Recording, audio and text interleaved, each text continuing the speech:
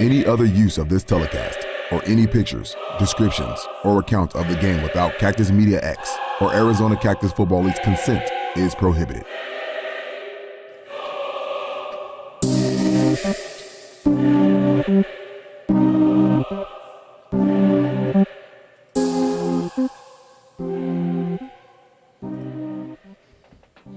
And welcome to AZCFL Intel. I am your host, Jesse Burke, and this is the show that bridges the gap between the media and the players. Tonight, I'm very excited as we have a special guest in the building.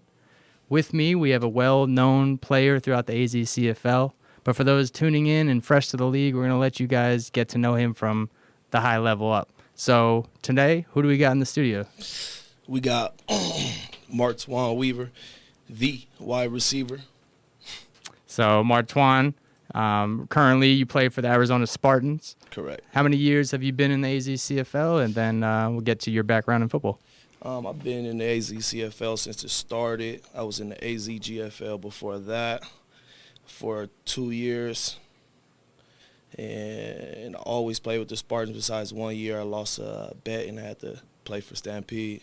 Oh, so that's what that was. It was a bet. Okay. It was a bet. Who was it between, and how did that bet start up? It was between me and D. Will. It was actually on the game.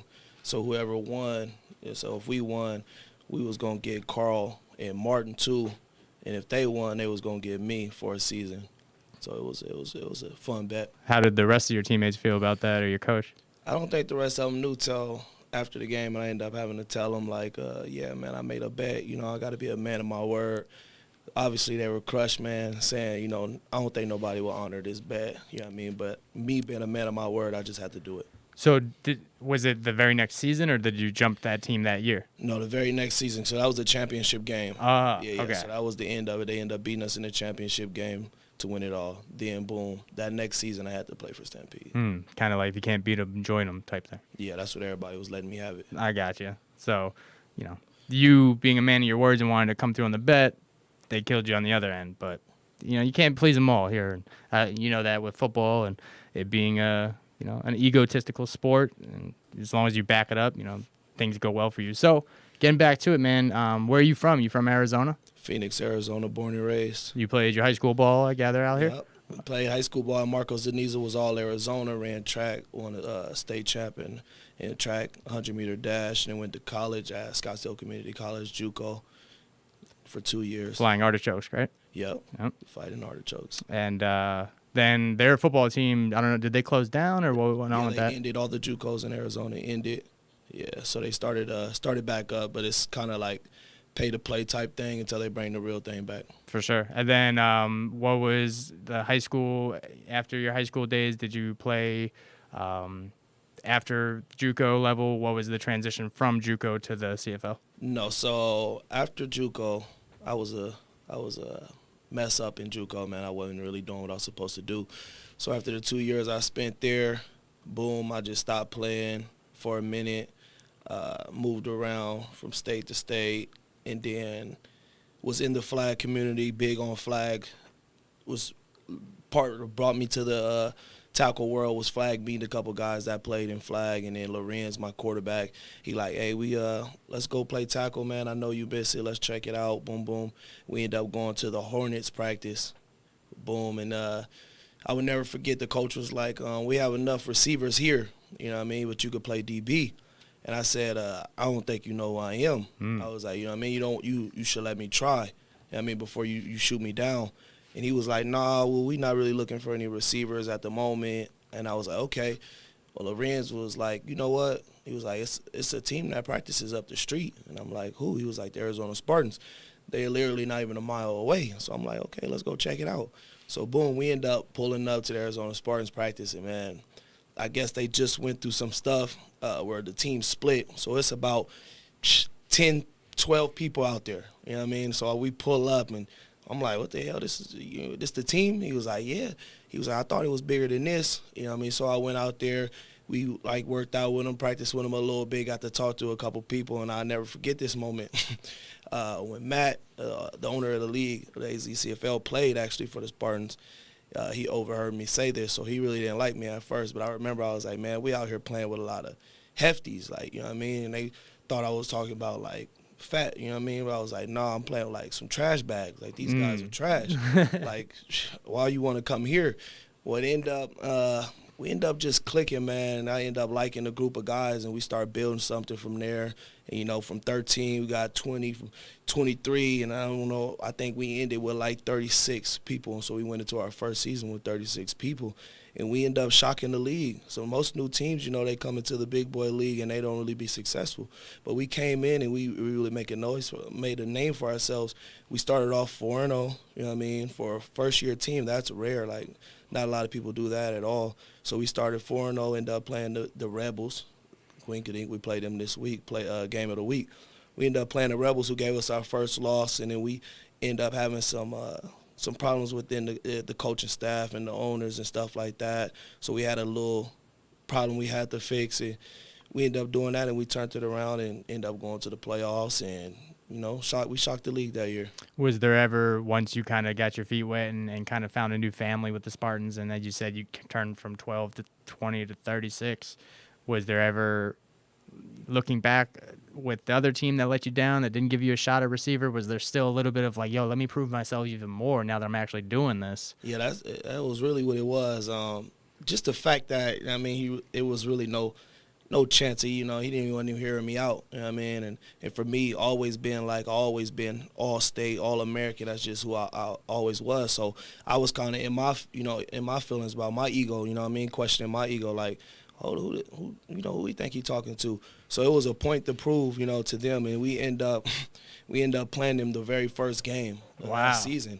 Yeah, and I think I put up I had like 6 catches for 180 yards, something stupid, but yeah, it was fun. It was definitely fun to, you know, get back at that. Did you do anything like Baker Mayfield and Hugh Jackson moment? Did you go up to the coach and say, like, these are your DBs? These are the dudes holding me? Like, no, I didn't at the moment, man. Spartans really wasn't on that at first. I mean, we was very disciplined. So me just respecting the team, man, I just, you know, I scored a lot of touchdowns in my life, so I just gave the ball to the ref. I've been here plenty of times before. I respect that. You know, been there, done that. So obviously the Spartans have a well-known, depends who you ask in the league, you know, that it's more of a family foundation. Take it back to last season, granted before COVID, you know, kind of pulled the rug from under everyone. I was catching up with you as you guys were working out in the All-Star game and training for that Texas-Cali game. And a lot of the narrative was coming home to the Spartans. You were returning home. You know, Lorenz was coming home. And then even Raf, you know, league official, got back into the pads and was doing his thing. So tell me about kind of that family community, how that communication started, and the idea of kind of getting the band back together. And then obviously Renz is not with the Spartans anymore. So tell me about like that family connection and then how it can fizzle a little bit. Yeah. I mean, with the Spartans, man, we were such a small group of guys that was easy to connect. You know what I mean? I played for the Pede. That season I played for the Pede, it was so many guys that it's hard to really connect. You know what I mean? But when you're the underdog and there's not too many of you, you know that you got to stick together. So with the Spartans, we knew this is all we have. We end up building a motto for the man next to you. So it's like, for the man next to me. So it's like, these people next to you got to give it all because we all we got. So building that it just bring us closer and closer. So when I left that season, I ended up leaving the Spartans, man. I was sick, honestly, and the team was just going downhill. I would go watch them. You know, we were losing. We were missing key pieces of the team. Not just saying necessarily myself, but we didn't have a quarterback at the moment. And our quarterback that came, he hasn't played quarterback in a minute, so he was just getting into football. So the team was struggling. So it honestly hurts to see that. So getting back to it was the only option. I was going back home no matter what. Like I wasn't going to play for nobody else. I was going home, and just the family brotherly connection I got with the team, the players, man. The coach, me and Coach Aaron is, I don't know if you know who that is. That's our OC, man. Me and him are super tight, and Billy, the other receiver on our team, man, we just built a connection. It was like it's us against the world, you know. Having Lorenz come back that last year before COVID ended it was beautiful, man, because he started with, you know what I mean, he started with the Spartans. So seeing him leave, kind of, you know what I mean, me and him kind of bumped heads a little bit. I didn't like the way he did it, but that season he came back, I loved it, man. We accepted him with open arms, no hard feelings, just like they accepted me back. That's just who the Spartans are. We a family, you know what I mean? If you leave your mom's house, she will let you come back one day. So Yeah. it's a beautiful thing. Did you take your shoes off at least? I meant my mama at least. She'd let you come back. But no, so getting back to that, man, I really like the family aspect, but you touched on something that is a unique balance of the AZCFL. You have a lot of guys that are team and family-oriented. You see it with the Phantoms. You see it with the Spartans.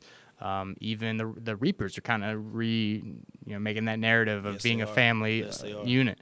So you see some guys, half the guys are about them. They still are holding on to the glory days. They just want to hit somebody. They want to back up what they're saying on Red Zone, right? Sounds like you've kind of dipped your feet in both ends. You went to the Stampede that you said is a collective of just talent and a lot of just personalities and egos. A lot of talent. Right. Yeah. So you had to then kind of focus on me, Martwan, like I'm the dude, right? Then going back to the Spartans and being like a family guy. And I had that conversation with Marco. He told me about how he used to be an all-me player, and now he's playing for the Phantoms and being more of a vet and a family-oriented player.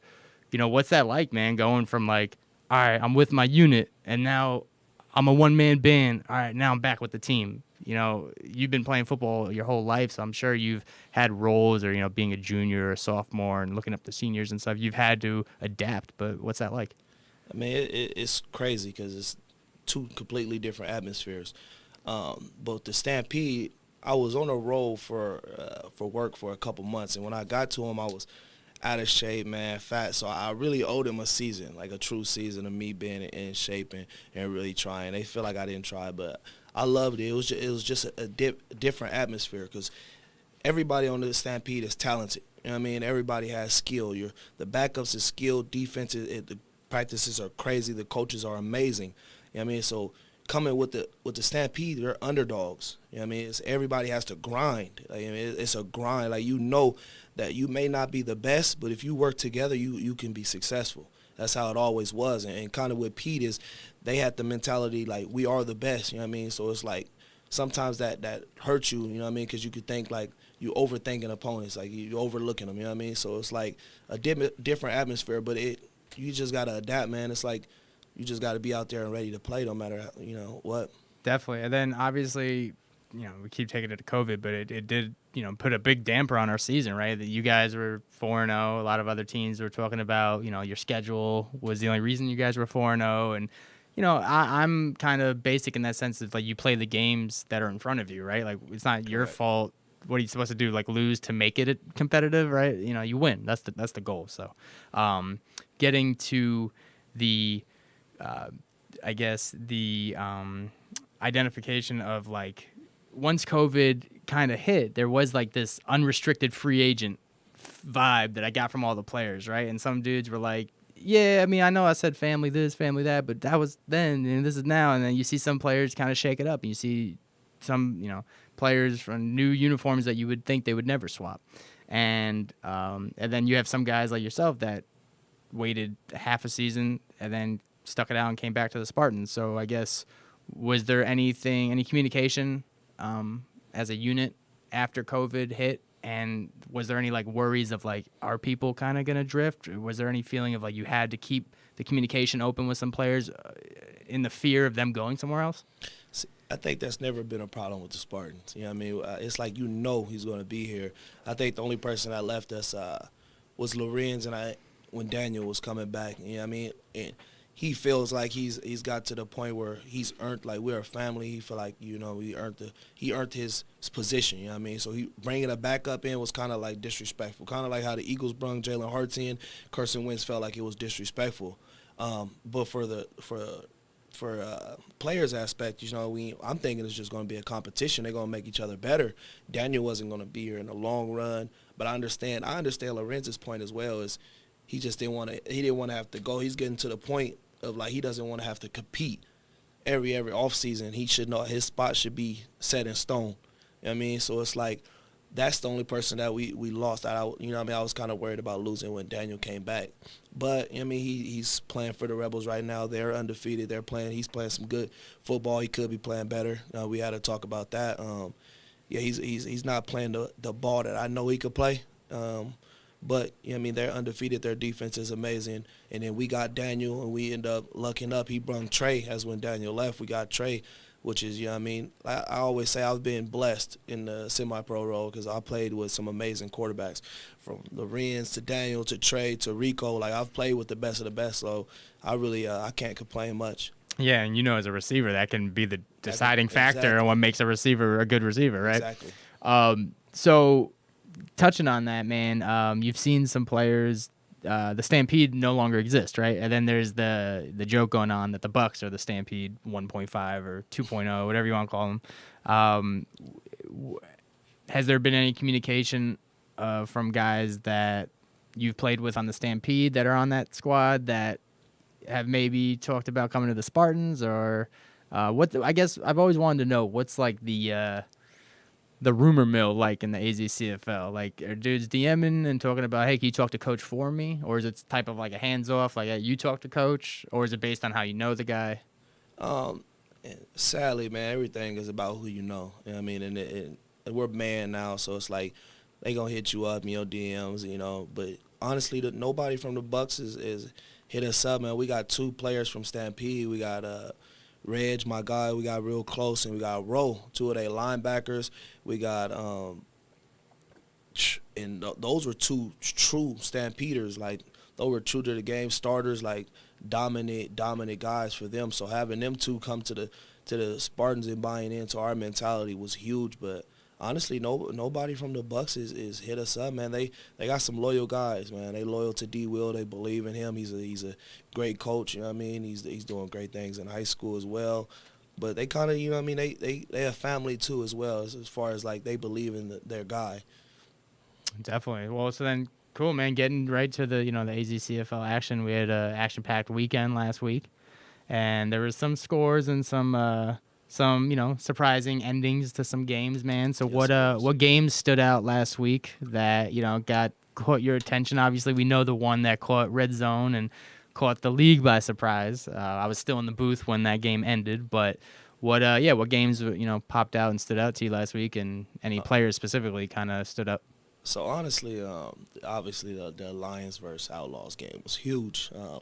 Because the Outlaws always, since I've been in the league, the Outlaws is, has always been that team that they kind of live on past glory since I've been in the league. They always talk about what they did, so I always give them a hard time about living in the past. But just to see them, man, come in there and play some real football. That Lions had a couple guys suspended, but next man up, you can't make no excuses about anything. Like they easily could have won that game. And Vonnie has done, me and him have, bumped heads a couple times in the past, but he's done a great job of running, being a head coach. It's his first time, being a head of the team. And his team, he's only lost 1 game. Everybody lose. I don't think nobody this season is going to go undefeated. So props to them, but, you got to give it to the Outlaws. They showed up, they won that game. So I know a lot of people get sick of the outlaw magic term, but where do you chalk that up? Was that the Outlaws pulling out some magic at the end of the game, or the Lions kind of dropping the ball? A little bit of both. The Outlaws magic is a thing, man. They just been around. They've been around the game a long time, and they're disciplined.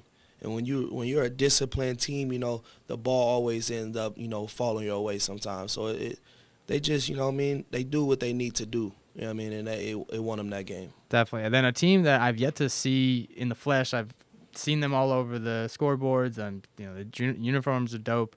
But I wanted to touch on them because you brought up the point about the Spartans. They knew you guys were a new team. You shocked the world. Another team right now. Silverback. Yeah. Shocking the world, man. 4-0. World, yeah. Putting up numbers, man. Like I said, coming from the AZGFL or the AZFL? AZDFL. AZDFL, that's right. So any known players or any guys you're familiar with on that team? Actually, I know their receiver, Leon. That's the only person I know on the team.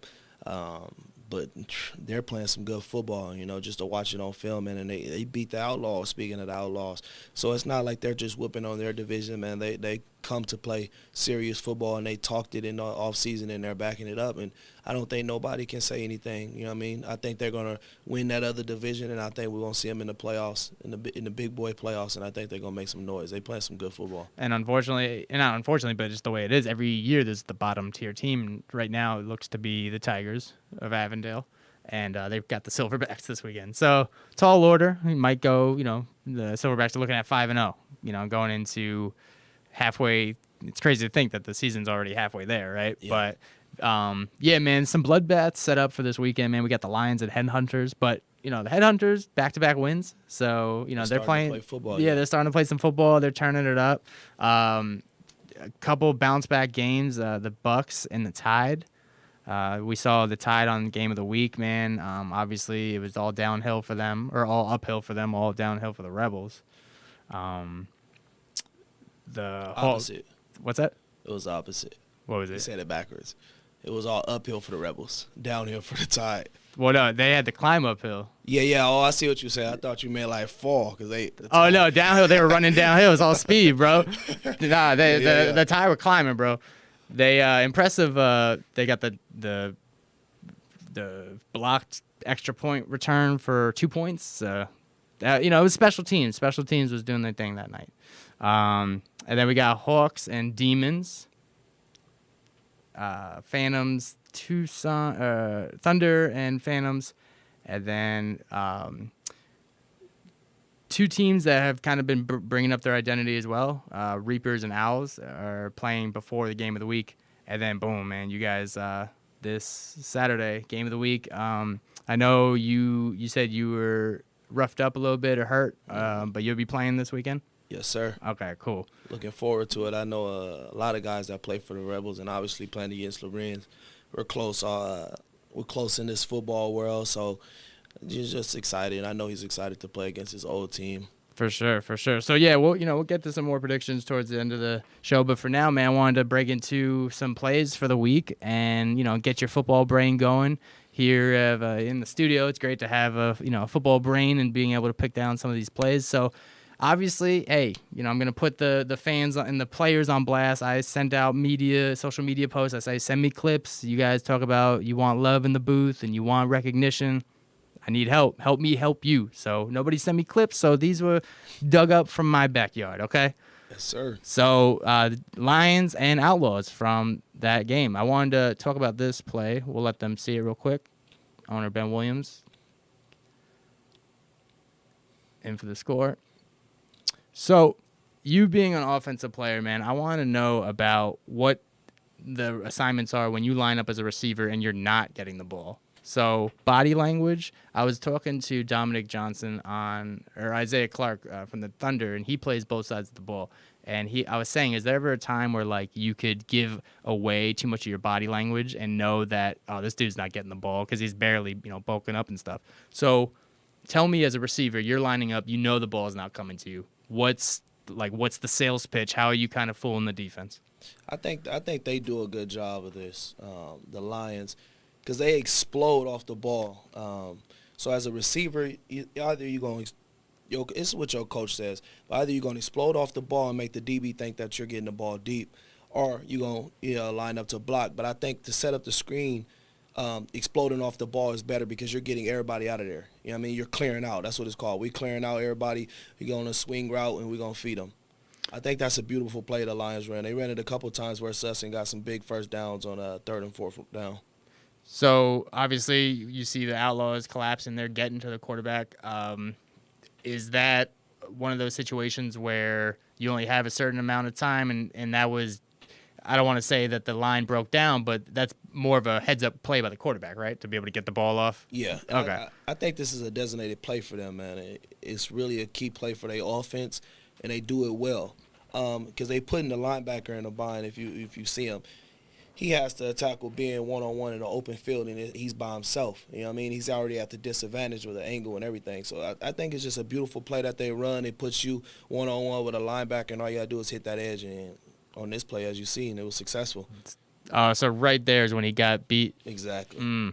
So, man, like football being a game of inches, like just that, you get, just that close. Right, and it's a matter of if he would have dove, then he's blown by even more, right? Yeah. Like, boom, right there. So who's that? Eric Snipes, I think, 31. So, yeah, no, good play, Ben Williams, man. He's out there getting loose. And then also I wanted to know, so you said it is a screen, right? Yeah, it's a clear out. So yeah. So that's why they go so Exactly. far down. I got you. They running as fast as they could down the field and clear everybody out. That's why you To see pull all that the open, corners out. Exactly. That's why you see all that open space. Boom. And then so I know usually with you don't run the same routes for congestion or to but does it matter what route they're running at the? No, because you just want to get everybody out the way. Okay. Literally, you just want to clear the entire field out, leave your running back one-on-one with the linebacker, and obviously they believe in their being. He's been the workhorse for them over the years, so they just believe in him one-on-one, and it's been successful so far. And then over there to the left, that's more of like a fake, to try. As I guess a more reduced version of the clear out because he's is he going to try and bring a linebacker with him or is he bringing more of a safety, the guy to the left? He's just going to take his guy with him. So the guy over him, he just wants to, run past him, try to turn his eyes. We like the outside release on that because when you outside release, it turns his head. See, this DB head really didn't get turned up top. As you can see, he sees the entire vision. So he played that good, but it's on the opposite side of him, so he can't do nothing about it. And then Dre made a good block, got where it needed to be. Dre. It's another ex-Spartan.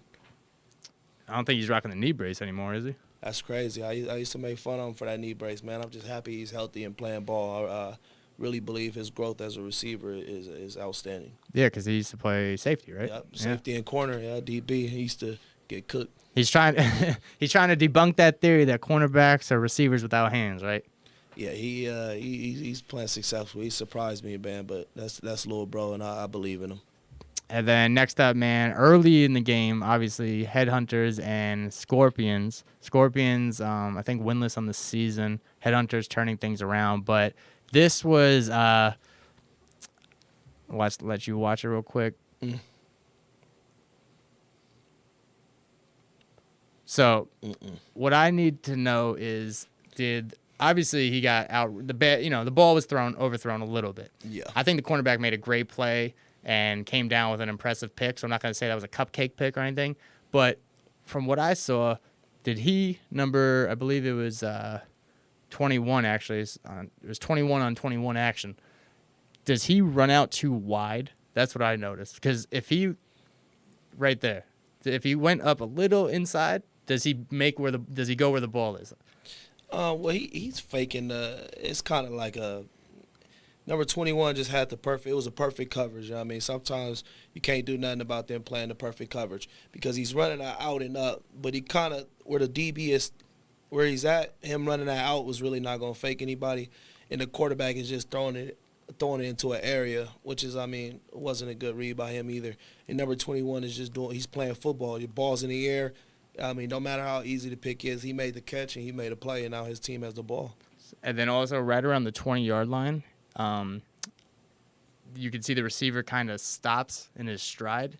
And I've noticed, game of inches, that in itself created that slightest separation. But is that like a brain fart or what happens there? Because obviously the ball is still in the air. Is it more of like a tracking thing? But it's like kind of like when it looks like he wasn't expecting a ball, and when he comes off, he just doesn't. He kind of gives up when the ball is in the air. Like right there. Yeah. See? Ooh, rewind that a little bit. What's that? I don't want to say you scary, but he might have heard footsteps when he seen the DB come up a little bit.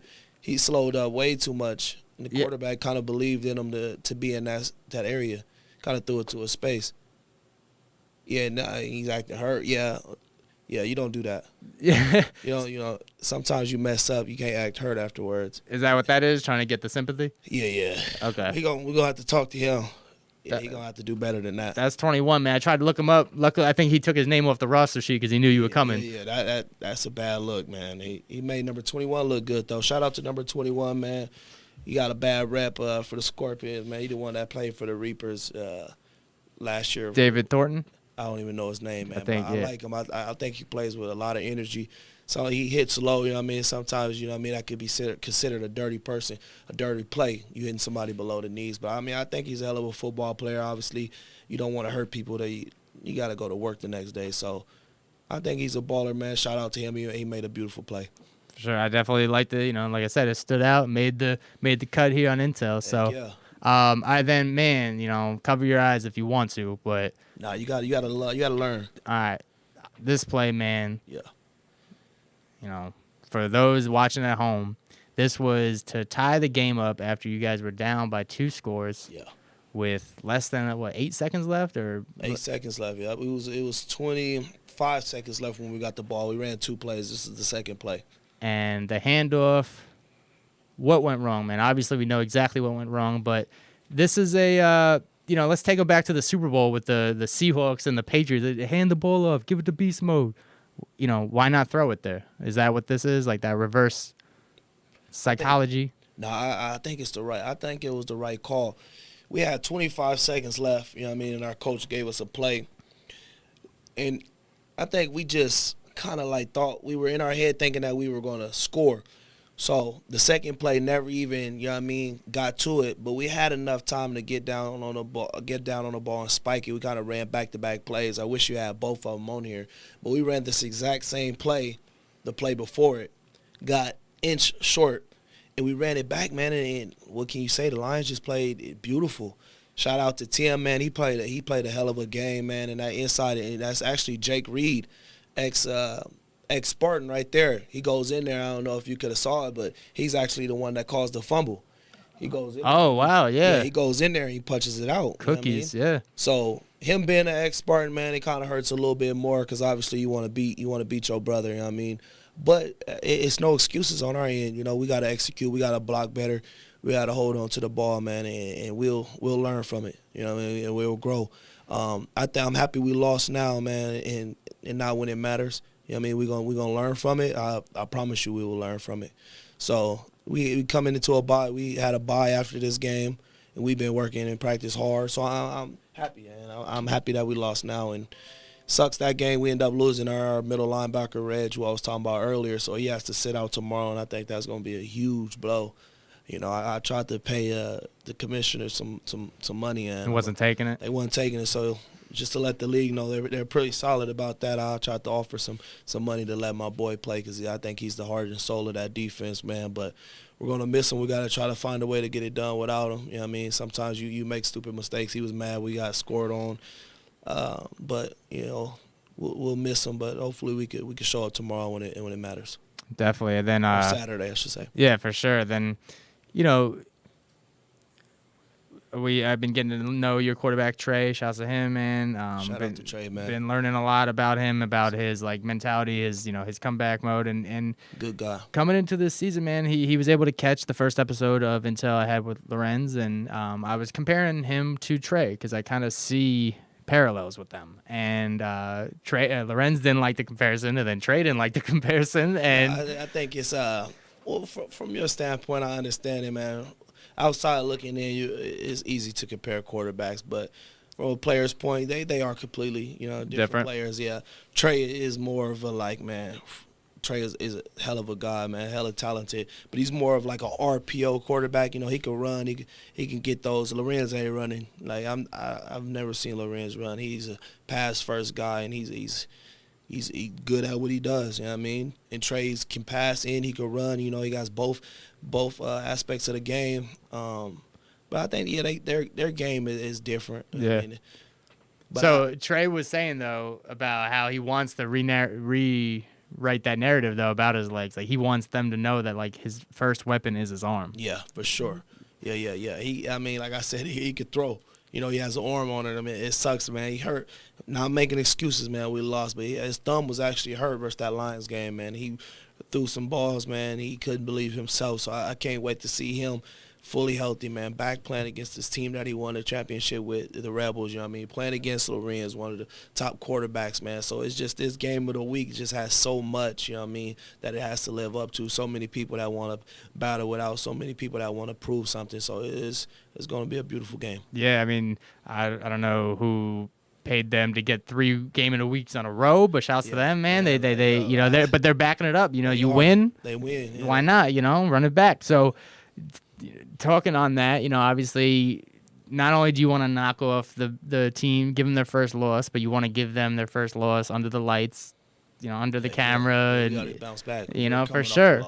So, you know, I guess without spilling too much tea or giving me too much candy, what any special, you know, magic up the sleeves, any special playbook, anything you guys been eyeing on, any players you've been circling, anybody that's been under a microscope? Nah, man, we really just want to play Spartan football. You know what I mean? We just want to get back to playing like our football. We all of us, man, offense, man, we've been known for our offense over the years. We didn't have the best offense in the league, I think, almost every year. The most numbers passing-wise. So it's like we just want to get back to that. You know what I mean? A couple of receivers, including myself, we just didn't play up to our caliber of play that we expect from us.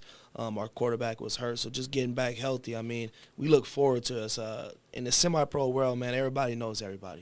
You know what I mean? Everybody knows somebody that plays for somebody. So Martin and Fluke, the actual DBs that play for the Rebels, play on my flag team. You know what I mean? And those are my guys that I've grown to know over the years playing football. So it's more of a like looking forward to playing against, you know, your friend's guy, receiver for them, been one of the top receivers in the league, man, and he's a close friend of mine as well. So it's just like I said, we are not circling nobody. We're not pointing nobody out that we want to attack. I mean, obviously we want Lorenz to have a bad game, you know what I mean, because, you know, he played for us. You know what I mean? Want him to stay healthy. We're not trying to hurt him, and obviously I guarantee you he wants to destroy us as well. So it's going to be a fun game to watch. Definitely. Then, you know, get back to Trey's injury. He was saying that, you know, he had 4 interceptions in that Lions game, and I was able to talk to him after the game, and he said, like you said, no excuses, but it was like, he said it was something like he threw the ball in his head. He thought it was going to the receiver, and then boom, pick or way outside. Yeah, he had no good grip, man. I guarantee you that's the last 4-pick game he'll throw. I think he's gonna bounce back, man. When he first hurt that thumb, it was looking ugly. For him just to tough it out, you know what I mean, and try to go for us is just a testament to the person he is, you know what I mean, because he really didn't have to play that game, you know what I mean. A lot of people would have said, no, I'll sit this one out, but he knew what the Lions was and what they brought to the table, and he knew that we was going to need him. Definitely. So we have one more play here. This is just an impressive catch, man. This is between the Hawks and the Silverbacks. Like I said, the Silverbacks ended up winning this game, but shout out to the Silverbacks, man. They surprised in the league. Nice little fade route. Good catch, man. Beautiful catch. All hands, no body. Shout out to him. Right, exactly, man. Tell me about, you know, the process. You know, one-on-one, you know. This is a receiver's dream right here. Exactly. It's coming to you. What's going on in your head? What's the lineup? What's the release? Like, when you going up for obviously you go up for the ball at the highest point, yeah. But when do you, like, what's the science behind turning your body, knowing when it's coming, feeling the footsteps, those type things? Man, it feels natural when you just done it so long, man. It's hard to sit here and to explain it because it's just so natural. I've been doing it since I was a kid. But when that ball is in the air, you just know you got to get it. You know what I mean? You have to be the one to come down to it with it. Like, game on the line. This was a close game, right? 6-14. Am I correct? This game? The final score was 14 to, or no, it was 21-6. Let me find out. I think this was a close game because I was surprised by it, and I thought the Silverbacks was honestly going to steamroll them. But the Hawks traveled well, and they went down there and they played some good football. Yeah, then I gotta give it out to the quarterback too, man. He played under the lights and against the Tide and was getting worked, man. But stood up there and was taking a beating, but was throwing. His helmet was cocked to the left and he was still making throws. His shoulder pad was coming out of his jersey, but he was steadied up in there. Yeah, shout out to the Hawks, man. They out there playing football, man, and that's what you want. You want some. There's a lot of teams, they'll struggle at first and give up, man. They out there playing football every week. What about the cornerback too, man? I felt like he kind of got a little lazy with it. Like he felt like he swatted after the catch was made. Yeah, see, that was all bad. Like when you playing football, man, it's the red zone. You don't want to be off. Like you don't want to be off that far. You want to be up close to him, because everything he has to run. Like you want to disturb him. You know what I mean? You want to put hands on him. You want to reroute him. You want to slow him down. You don't want to give nobody no free release at you, especially when the game, the game was close, game on the line. You don't want to give up no easy touchdown. That was pretty easy. For sure. Then what about and then correction, the final score was 14-8 Silverbacks. Yeah, Yeah, it was so, real close. Yeah, game. real So close. every touchdown counting. That was big. For sure. And then and then also, like, you know, you see it with bigger field, more open space. You see like a lot of the jamming on the line, you know, the hand on the shoulder, that type stuff.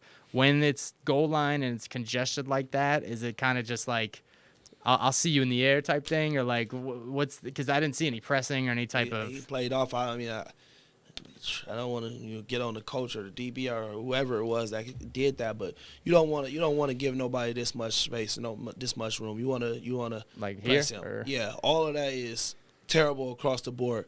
Shout out to the Silverbacks, but when hopefully y'all watching this in the red zone on the 3-yard line, y'all not pressing, y'all not up close, y'all 5 yards off. That's terrible. Still shout out to y'all though, y'all undefeated, but terrible. Terrible, man. Who's it? Charles Barkley? Terrible. Shouts to him. So yeah, man, getting to it. Like I said, we had some predictions and some scores going up for next week. The Outlaws are on a bye. You guys play the 7:00 slot. But yeah, I guess with the games coming up this week, I'll get your predictions real quick, and then we can jump into the new segment that I have here on AZCFL Intel to let the players and fans get to know you a little bit, and then we'll jump to the audience because I'm sure they got some stuff to say. But what I mean, tell me a little bit, you know, about. Everyone talks about the preseason, the postseason, throughout the season, man. What do you do to stay right? I mean, I know the teams only work out once a week, or they practice once a week, like, you know, formally. But, you know, what's the team communication? I'll tell you from a media level, you know, me and Matt talk every day, you know, and it's not just Saturdays we show up. You know, it's a weekly process, daily. So, yeah, what's kind of throughout the week? Man, see, I think as man, it's harder to get together more out the week because, you know, we got lives. So semi-pro is kind of hard to get. But to those people that, you know what I mean, can still get in the gym, you know, still work out, that's a beautiful thing. Due to COVID, I think slowed a lot. I'm happy that the season happened, but I think next year the season is even going to be more successful. Nobody worried about COVID. No schools worried about COVID. Not saying COVID is going to go away, but I think we'll have, you know, more control over it. So I think just that slowed down the workout, slowed down the get-together. So I think all these teams are starting off slow are going to, you know, pick up, you know, mid-season. But for us, you know, the Spartans, you know, I mean, we in a group chat. We communicate nonstop. You know, coaches are sending, you know, plays. What do you think it is? You know, think it is. We're going over film together as well. So by the time Thursday comes, man, you know, and practice hits, man, it's all go. You know what I mean? So we only get that one day. So it's all go. Do you know what uniforms you guys are rocking Saturday? I do not, man. I don't even know. How's it work? You show up and it's laid out for you. They text you. They tell you. Okay. They're gonna tell us after the day, man. You know, I ain't at practice. I'm gonna get my run in next week. I owe y'all, but yeah, I'm on here. But they let us know after Thursday practice what we're gonna wear. You know what I mean? If we in all white, black, gold, whatever. I mean, the Rebels, you know, they're coming out with a new. I was talking to Coach Love. He said they have a new. They have 6 different uniforms. Yeah, they got money over there, man. They got money. They doing something right over there because they got too many helmets, too many jerseys, man. They doing it. They all look good. They're gonna bust out. They're gonna bring out the bus this year. You think so?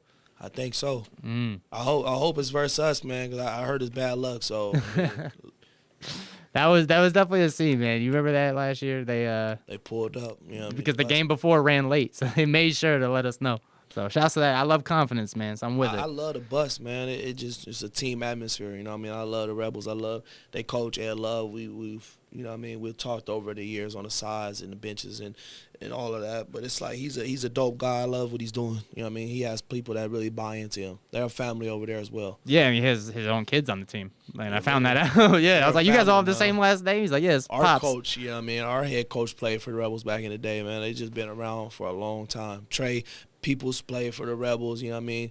So it's like it's a big game this week. For sure, man. I know. I'm excited. You know, I know a lot of the times people were complaining about the game of the week being some of the bottom tier teams, but this year, man, it's all, you know, head ups, all like heavyweight fighters and back to, you know, big teams, good teams, blah, blah, blah. So, you know, the schedule is a little misleading because I think this year they did any bye week as a win because the Sergeants folded. So you guys are 2-1 on the season, but the record shows 3-1. The Rebels being 4-0. So obviously we'll withhold that prediction because you're playing in it. So getting to the other teams, Scorpions and Titans. Who do you got? Oh man, I got the Titans, man. I don't know. I'm a fan of the Scorpions. I love what they do, but I think the Titans is gonna get this one. Okay, and then the Phantoms and the Thunder. Phantoms, but I think I like what the Thunder is doing. I mean, if you run the triple option in 2021, I mean, you obviously special a little bit, so they're running that offense. I mean, if I was over there, I would have been left, but it is what it is. I mean, they up there winning, man. They got people that's bought in, but I'm a big no fan of the triple option offense. I think it's actually terrible, but shout out to the Thunder. Well, hey, I do like their uniforms they busted out last week, the white on whites with the blue helmets. Dope. Shouts to guest Isaiah Clark. He was on Intel a couple weeks ago. And then, yeah, shouts to them for, pulling out the dub. But, yeah, so you said Phantoms? Yeah. Okay. Then other Tucson team, Demons and Hawks. Oh, man. After seeing what the Hawks did last week versus Silverbacks, man, and I'm hoping that they can, continue to play hard, good football. I'm going to pick the Hawks. Okay, for sure. And then two teams looking to bounce back and kind of mold their identity, the other one kind of confirm their identity, Tide and the Desert Bucks. That's a tough one. That's going to be a tough one, man, because the Bucks, man, they just seem to not be clicking, you know what I mean? And they got a lot of talent over there, but they seem not to be clicking. But I'm gonna pick I hate to pick against the Rolltide because I love everything they stand for. They coach, man. He has them boys. They've been working. You know what I mean? They've been working for a year straight. Jake's a beast, too, quarterback. Jake's a dog, you know what I mean? That's the only top quarterback I haven't been able to play with. So shout out to Jake, man, if you want to come to the Spartans in the future. Sounds like an open invitation, man. Yeah, this ain't the league. I ain't getting fined for that. But, yeah. So there's no tampering, man. Hey, if you ever want to come, man, you never know. But I'm gonna take the Bucks, man. I think they're gonna get it together and start turning it around. They play us next week, so hopefully they start turning it around. So it'll be a good game next week. Definitely. And then Lions and Headhunters, 10 a.m. game. Yeah, 10 a.m. That might make a difference. When you got to wake up and play football, it kind of make things hard. But I think the Lions is going to bounce back.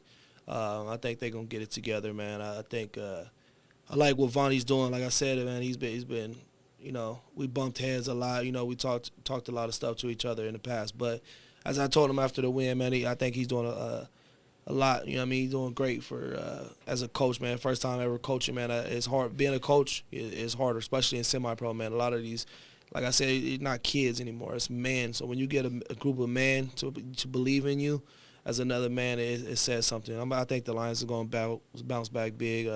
Hopefully my boy Tyree and Drake get a huge game. Definitely. And shout out to them. Then the question that I love to ask gets everybody, obviously I'm a big fan of the uniforms here in the AZCFL. The drip is real. I love the color coordination. Some dudes come out with the icy cleats and everything. What team, and you can't say the Spartans, but what team have the best uniforms and what team have the ugliest uniforms? The Owls black uniforms. Are the best? Are the worst. Okay. By far. Shout out to Coach Charles. That's my guy. But that I wish I could cuss. But that's terrible. Yeah, that is terrible. That's what I would say. The best jerseys, man. Now that is hard. I think it's gonna go to the Rebels. They yellow and white that they pulled out. That buzz, man. They was looking sharp. They was looking real sharp. I think that's the best uniform I've seen this year. Yeah, I like them for sure. Especially, it's funny to see all the players swapping out their face masks right before the game, and it's like, hey man, fashion has a total price. You got to look good, you play good, and 4-0 looks good, and they play good. So it backs up. And I'm excited to see what they come out with this week. I mean, their colors, man. What if they did like a, because they merged with the sergeants, right? What if it was like a green, military fade? I don't know. That'd be dope. But I don't know. Knowing that love, I don't think he'll do nothing like that, man. Not knowing the type, I mean, I think when the merge happened, it was the Rebels. You know what I mean? It was no Merge mean two. Right. One. You know what I mean? It's like I think they just got the players. Not sending shots to nobody, but I think they just brought the players over. They needed, you know what I mean, two teams that needed, you know what I mean, a couple pieces to be successful. And I mean, obviously the merge worked, but I don't think they're gonna do anything for the Sergeants. You know what I mean? I think they're gonna stick to the Running Rebels. Respect. So, there you have it, folks, with Martwan. He has your predictions. He definitely has confidence with his team. So getting back to you, man, obviously, this episode's about you, so I want to get to know you a little bit more. And this is a new segment I put in for just a little fun facts about Martwan and get to see just some of your personality. So this is a new game called This or That, and it's simply that. I just name this or that, and then within 10 seconds, you tell me that item. And, yeah, we get to know you because of that. So you ready? Yeah. Cool. In-N-Out burger or Whataburger?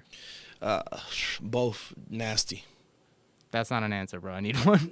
For real, I wouldn't eat none of them if they were both in front of me. I would actually If I had a gun to your head and said eat one, I would have to say In-N-Out. In-N-Out. Thank you. Within 10 seconds. Thank you, everyone. Sorry. Okay. Apple juice or orange juice? Orange juice. Avengers or X-Men? X-Men. Damn, that was hard. 4 touchdowns or 8 catches? 4 touchdowns. Shit, over 100 catches. Speed or power? Speed. TV shows or movies? Movies. And there you have it. That was This or That with Marjwan Weaver. So yeah, that was fast. Yeah, I'm saying, man. The first one slowed you down, man. But the first one slowed me down a little bit. So we got a couple minutes left, man. We're gonna take it to the crowd now, and hopefully we got some people in the comments. I thought we were staying late night for this one. Oh, I mean, hey, man, I got nowhere to be. Me so. either. All right, man. Well, then keep it rolling in the comments. Let's see what we got. Who's been? You were telling me there's some players that deserve some extra recognition. Yeah, definitely. The Tigers, man, I wish I knew his name, man. It's a guy number 10. He has dreads for the Tigers, man. He's a hell of a player, and he does it all on both sides of the ball. Just watching film, man, that dude stands out. I hope the Tigers can turn it around, or obviously he needs to find a new team because he's a baller. He belongs on a winning team for sure. Scorpions got a couple ballers as well. Number like we spoke of earlier, number 21. They got a little number 2. Man, that boy's he's a beast, man. He be flying all over the ball. And it's crazy when you watch these films on these lower tier teams. They actually have, a couple players that really stand out. You know what I mean? So it's crazy. It just shows you that talent is spread out a lot. Maybe just the coaching is what makes the difference. What I see it, because I'm on the field after the games and stuff like that, and players dapping up and showing love, and then like some dudes talking about like, hey man, why don't you come play with us? And it's always like, low key. Does that go on? Are you more of the, let others do that, or do you kind of let that go on like you said in the DMs, later on in the season? I think kind of mid-season recruiting. I mean, I'm not a huge fan of. If you start with that team, go ahead and finish. But I've done quite a few recruiting. I brung Reg from Stampede. We became close.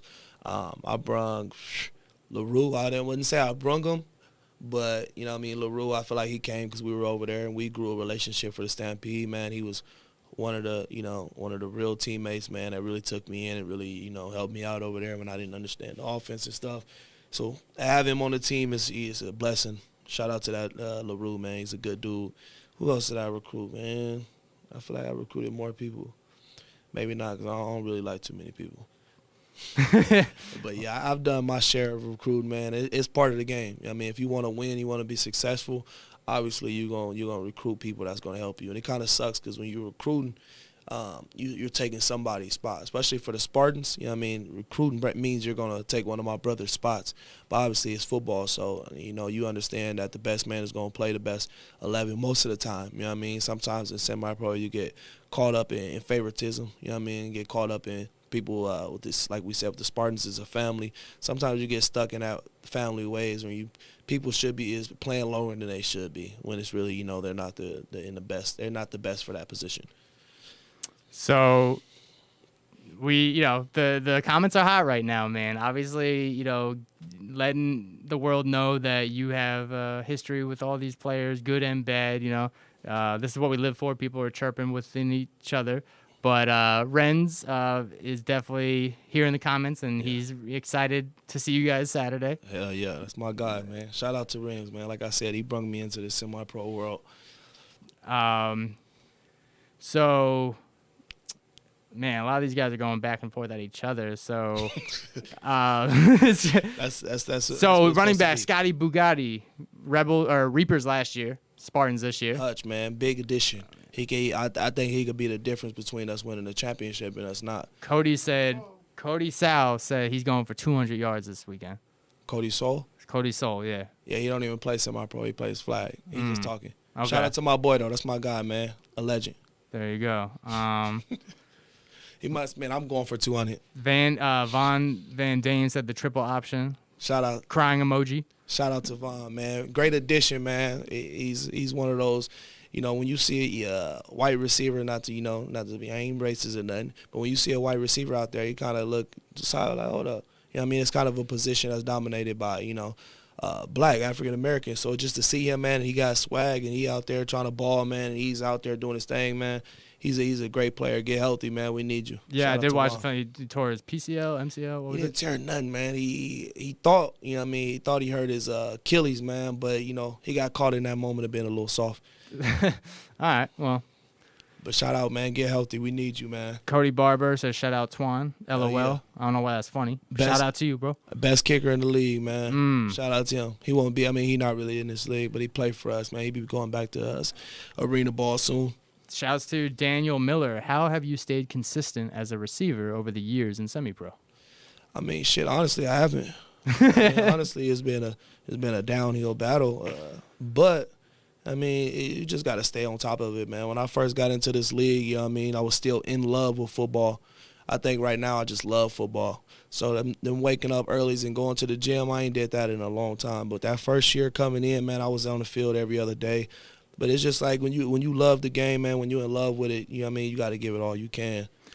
You're in your, late 20s? Yup, about to be 29 this year. Okay, so we saw Tom Brady go 43, bro. You playing till you're 43 or what? I probably got one more season in me. Oh, okay. After this season, yeah, probably I want to take me and a couple guys from the team talked about, actually taking a season serious. Actually working out, actually prepping for the season. Not just COVID kind of slowed down a lot of stuff, so I want to just give a full commitment to working out and playing a season in the best shape, the best person you could be. Would you entertain arena ball or next level stuff? No, I've been not, I really don't chase that dream, Now I got a girl, man, and I'm about to be wifed up, and I'm about to be, I'm about to have kids soon, so I'm you about to get a different ring. Yeah, so I'm good. I'm good with just playing, man, playing for the love of it. I got you.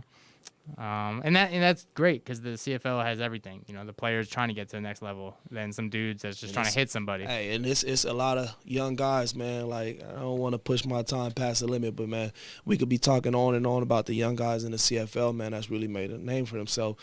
So shout out to number 8, man, for the Owls, bro. And I had to talk to him after the game, man. I didn't play that game versus the Owls. I was obviously on the sideline hurt. But I told him, man, you got a lot of talent, and you really could do things. And I think he's trying to go play arena ball right now. And he's leading the league in statistics as a receiver, for the Owls.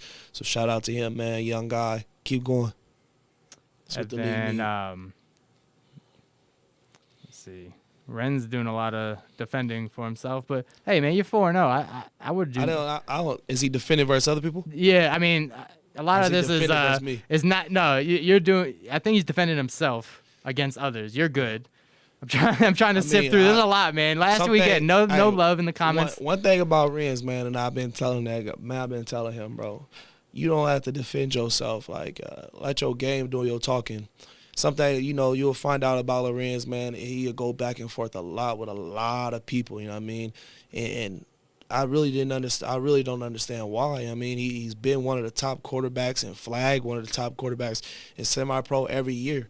So him going back and forth it's just a bad look on him, man, because he has the numbers. Obviously he doesn't have a championship yet, but I think it will come due in time. Just keep balling, focus on what you need to handle, man, and getting better every week. Like I said, he's playing football not to his level right now. You know what I mean? I'm not going to throw his stats out there like that, but I know Lorenz, you know what I mean? He's been playing some terrible games. Not terrible games, but just like what I expect from Lorenz. You know what I mean? I think he could be top 3 quarterback in the state of Arizona. Like, and he could be the best quarterback.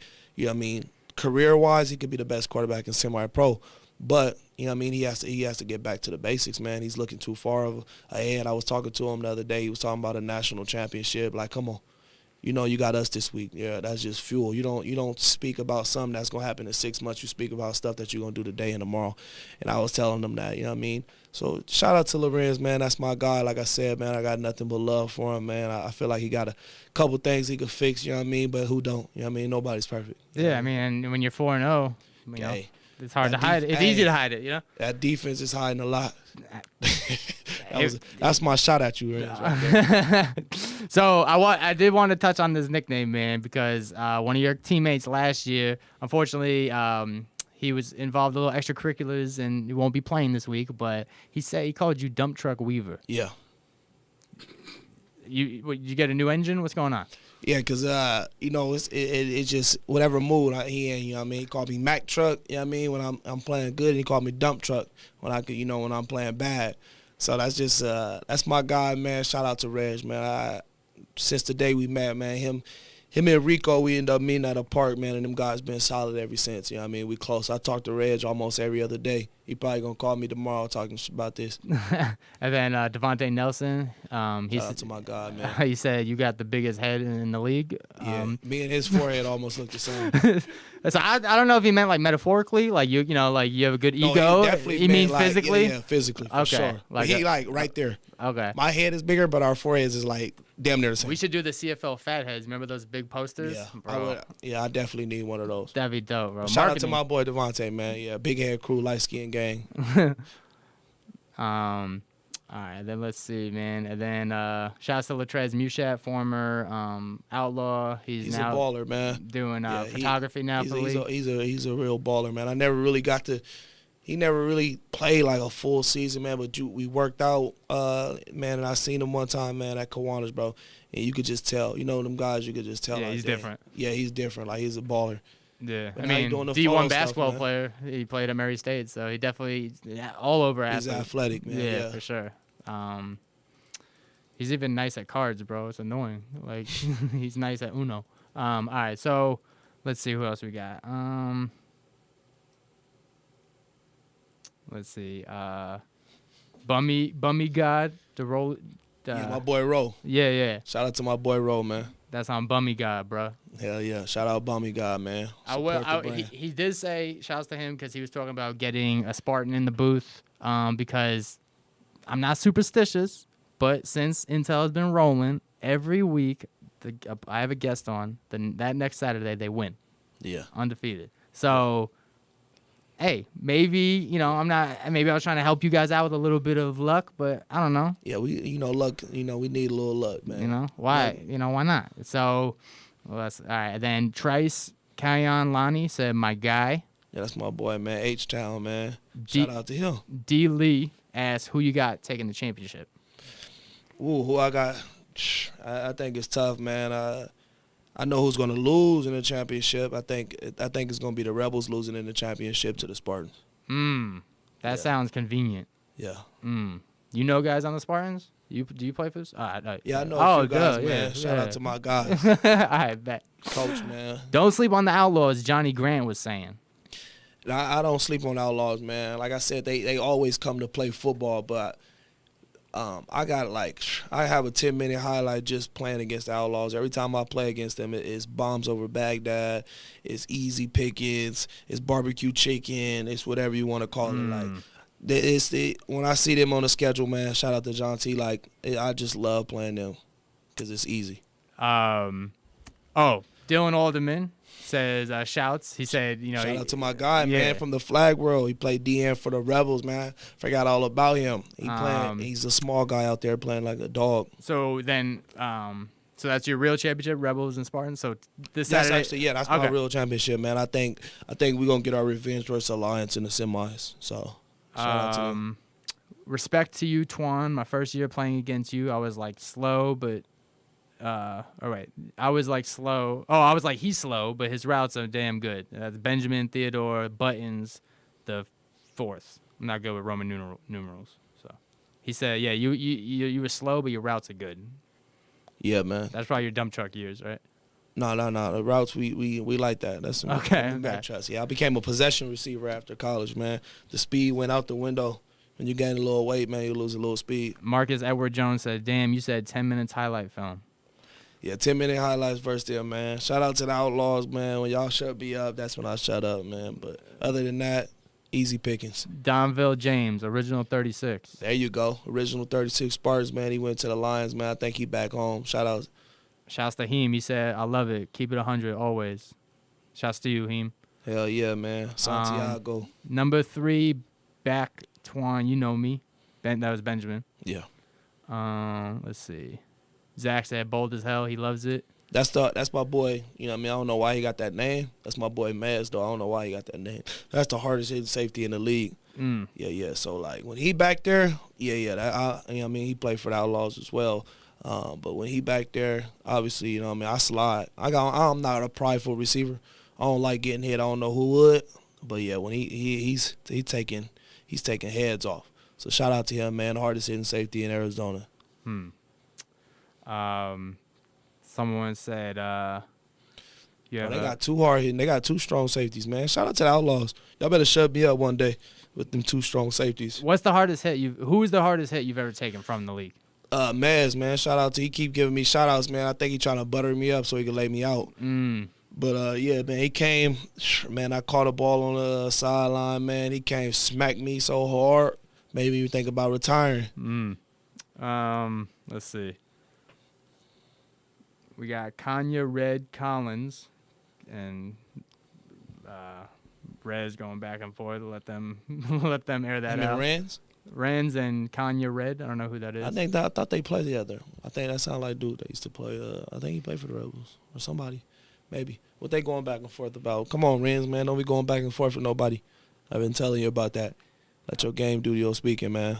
Dang. Yeah, it's just a bunch of haters gonna hate, man. Just a bunch of. I mean, hey, one thing I love about Renz, man, he love that underdog mindset, man. But he don't understand, like, when you have that mindset, you gotta live by it. Underdogs ain't sitting here talking, man, going back and forth. You know what I mean? Like, just ball, man. And he's a baller. Like, quarterback's not even his natural position, and he just went out there and he balled. Raphael wants you. We need a guarantee from you that you're taking Fluka for 6. Shout out to my boy Fluke, man. I don't think he gonna be on me, but if he do, yeah, man, I'm gonna try to take him for 6. Who has the best defense? Rebels. Yeah, Rebels has the best defense, man. I think the Lions is up there. You know what I mean? They got some ballers. Jake, Ronnie, Tim. Like, come on. Cody, like, what? They got some ballers out there, man. It would have been easy pickings if Trey was healthy, but. Yeah, I mean, they got some ballers on that the DBs. But overall, from front 7 to back 4, the Rebels are tough. How many tubs for you Saturday? For you, Zach wants to know. How many tubs? I think we're gonna have 3 touchdowns. You know what I mean? 2. I think I'm gonna get 1. You got to dance in the back. You a dancer? Nah, you just hand the ball to the ref. I've been there so many times, man. I just hand the ball to the ref. Yeah. Go celebrate with my team. Shout out to my boy Billy, man. I'm gonna go find Billy and Getty. Our center, man. Shout out to Getty. Shout out to the linemen in the league, man, that run to the end zone and celebrate with your receivers. Man. Party in the end zone, man. I love to see that. Who has the best offense? D. Lee wants to know. Best offense, I think Spartans have the best offense. And I think, you know what I mean, we get ours together, boy. Spartans going to have the best defense, too. I think we got the best run-stop defense in the league. I think we held the Lions to 32 overall rushing yards. You know what I mean? So that's hey, top that. Who's the let's hear who has the best offense. So you said Spartans. Yeah, Spartans. Let's see. It's a lot of teams that got a lot of potential though, man. Yeah. Let's see. Yeah, we got the Spartans. The Spartans got the best run stop defense in the league. Who's having, I guess, how many passing yards will Trey have? He probably had about 290. 290. 290 on the best defense in the league. Having Trey a dog. Mm. I can already see it. And then Zach said, wait till he's healthy. Man, when he's like I said, a lot of people don't know Trey, man. He came in, destroyed the league, and left. Came back, played a little bit last year with the Phantoms. Then the season ended because, obviously because of COVID. Now he's back with us. But he's the first quarterback I seen out here to play against, and I was like, and he won him a championship, man. He beat Stampede in a championship that first year when Rebels had about 12 people. Shout out to the Rebels, man, for doing that. That was a good championship run. That was we heard that when the only championship run y'all gonna have. Yeah. Well, Renz was talking about when he won the championship against the Lions. That kind of sparked a lot of like friction going into that championship. When he won it, Lorenz ain't never won no championship.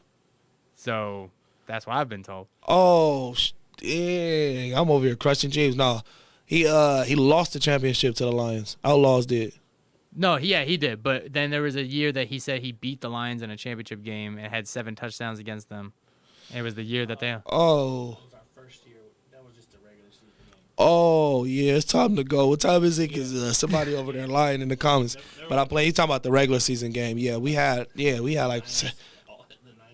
Oh yeah, we had like that was a beautiful game. Me and him had 4 touchdowns that game. Okay, cool. Yeah. Shout out to Lorenz, but yeah, he ain't got his championship yet. It's probably next year when he come back.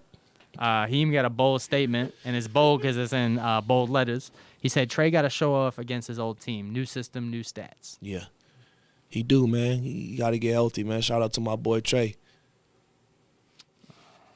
Dog, man. Shout out to my boy Daniel, man. I hope everything all right, man. Be successful out there, man, in Texas. Make that arena team and ball out.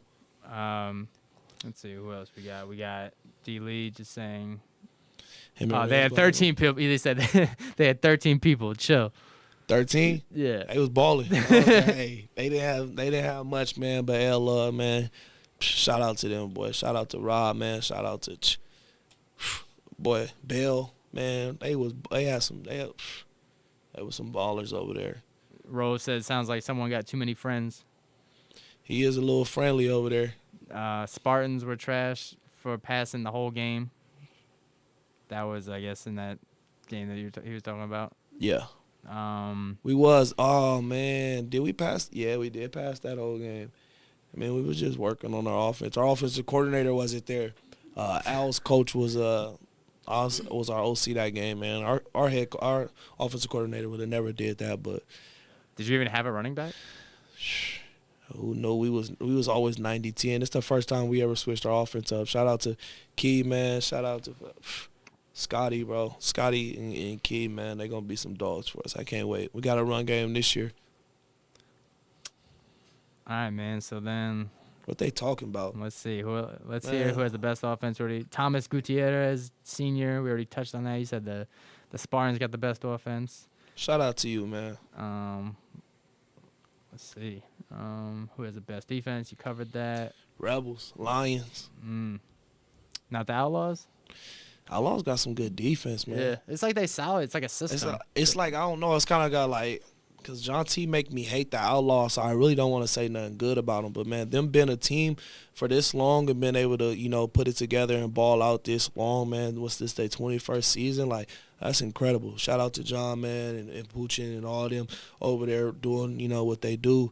I just got a hate for the Outlaws because I don't even want to say hate, a dislike because, John T always, me and him go back and forth. But, they got some ballers over there, especially on defense. Shout out to, Blade, 80, the 80 gang. I left it because I was being disrespectful to the game, so I left my number in the past. But shout out to him, man. Shout out to, Mez already said. They got John Lewis. He's another hitter. He couldn't cover. He's not a covering guy. He's a hitter. Both their safeties are hitters. Yeah. So we're going to go over the top of them. Shouts to John T. He's kind of taking over the role. He's like the new Booger McFarland in the AZCFL. He used to play, and now he's just hammering on dudes for. A lot of people don't know, man. He was actually good. You know what I mean? He was actually pretty good. He posted a clip the other day, man, just to give people a glimpse of who he is. But he joke a lot, so people really don't know. You know what I mean? And he was actually, He's actually a pretty decent player, you know what I mean? So don't all the talking, you know what I mean, he could back it up. Oh, yeah, for sure. Jonte was a dog, but I'm Yeah. just saying now it's like he's like the old man yelling at the kids on I the like lawn, his you role, know? man. I like that. It keeps you, I mean, the red zone, a lot of teams keep their players off the red zone, but I think it's for fun, you know, players get to talk, and he's always on there keeping everything, I'll say, entertaining. For sure. And then outside of the Spartans, who has the best offense? Man, that's hard. Rebels offense is good. I mean, once you know Reds get to clicking, I think they receiving core is amazing. You know what I mean, they got Rico, they got Rod, they got I'm forgetting my boy. He just scored the game winner. Played for the Phantoms. Good dude, man. Play running back, receiver, whatever you need him to play. Just scored the game winner versus the Rebels versus Phantoms. Forget his name. Wait, Rebels? On the Phantoms? No, he played for Rebels now. He's a receiver, running back. He plays whatever. They got Guy, you know what I mean? The Rebels got a good offense, you know what I mean? I forgot what D Hustle. That's his Facebook name. I can't think of his name, but his Facebook name is like D Hustle something. Shout out to him, man. He's a baller. He scored the game winner versus the Phantoms. So if you had to, trying to think who the game winner against the Phantoms, just last week. He played Wildcat. He boom. It was 2 weeks ago. Oh, Ty Ross. Ty Ross. Psh, shout out to him, man. Yeah, dog. Yeah. I mean, the Lions got a good offense. You know what I mean? They just got to get things clicking. You know what I mean? They got Phil. They got Chance. They got Tyree. They got Dre. I mean, they got Ben. They got Kenny. I mean, they got some good names. Try to get things clicking. Every team needs to. I mean, everybody's starting off slow. We'll see. At the end of the season, that's when you just see who's the best. Right now, I think we the best, but you'll tell when week 10 and the playoffs start. So, J. Lou, a dog, balance, quit being disrespectful, respect the game. That's he said that. Yeah. He a dog, man. I told you he can hit, man. But until somebody cover something, I ain't saying nobody on their team could cover. Would you rather have the Rebels defense or the Lions? I guess on your side. Man, I'm good with my guys, man. Yeah. I think we got some dogs, man. A couple little mistakes, man. Jersey number is 80. Oh, and I want to say shouts. You know, I'm a little old school too. You're a receiver. You're rocking 80. I know the new wave is like teens. 81 this year, but yeah. Oh, okay. Well, still, it's in the 80s. I stay, they like single digits. Yeah, single digits or teens. It's like, Never, nah, bro. Yeah, I'm old school, man. Marvin Harrison was 88. You know, T.O. was 81. Jerry Rice was 80. You know what I mean? My favorite receiver, Megatron, was 81. Randy Moss, 84. Yeah, Randy Moss was 81 on the Patriots too. So It's a lot of single digits out there in the semi-pro AZCFLs. Those people was the first to pay. Like, y'all got to stop doing that. Like, single digits do not belong on the sideline. But we're gonna talk about that for another segment. Get on the field. You know what I'm saying? That's true. I feel like if you got an individual jersey, you got to back it up. You know. So, exactly. Let's see. Yeah. Other than that, man, I think we have enough content and definitely enough fuel for you to go into this weekend. Definitely enough motivation. So, before we get up out of here, one last guarantee, one last thing you want the viewers, the fans, the family members, the friends, let them have it. I mean, I don't got no guarantee, man. I guarantee that game of the week lives up to it. You know what I mean? I think it'll be the game of the week. I think we bounce back. You know what I mean? That Lion loss really woke us up. You know what I mean? We was kind of ahead of ourselves. They humbled us a little bit. You know what I mean? So I guarantee you see Spartans playing Spartan football this week. And there you have it. I'm excited to call that game of the week, 7 o'clock slot. It will be under the lights at Cortez. Phoenix running Rebels against the Arizona Spartans. What is a comeback game or a continuous game for the Rebels? Both teams are going into this game with a lot of emotion and energy. But as for Martwan Weaver, I want to thank you for coming in, man. Very appreciated. As you guys have lives outside of football, so to spend Thursday night with me is highly appreciated. And again, this is the show that bridges the gap between the media and the players. This is AZCFL Intel, episode 9. We're out. We out.